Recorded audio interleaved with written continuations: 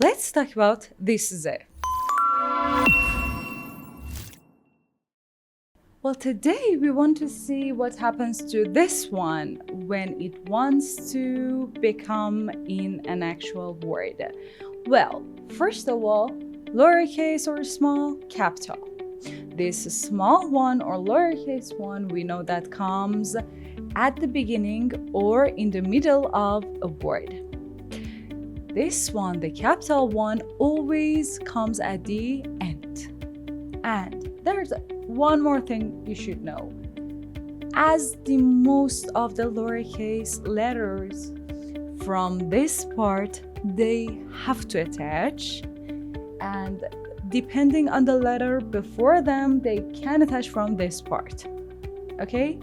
But here, this one, again, like other capital ones, most of them, it can come alone and it can attach to others from here. Why? Because it depends on the letter before them. Now let's go and see how they look like in actual words. Look at the first one. See? Look at the positions.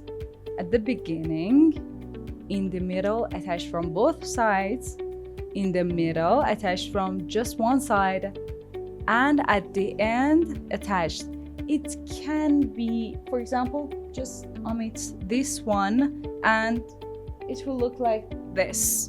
So it can come separately as well. Now, from the top, from the beginning, I have my Z attached from here. Listen to me. Zaif. Zaif. Zaif is the same as weak in English. You knew it. We had it before.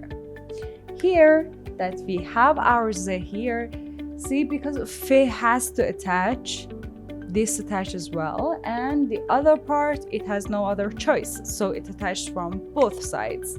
Faza. Faza. Faza is the same as space in English. What about this part? Why it didn't attach to anything before that? You remember A. A only attached to the letter before that, not after that. So it comes alone from this part, of course. And here it has no other choice. And it's attached to E, which you know from the vowel sessions, remember? Yeah. Riyazi. Listen to me. Riyazi. Riyazi is the same as math in English. Riyazi, math. And our last one, well, we can see that Z came at the end and it attached because we know this E. Remember, it comes in the middle. The E sound, tricky E. So look here, mariz. It has to attach because E wants to attach. Now, imagine we didn't have E. We only had Re. It wouldn't be attached.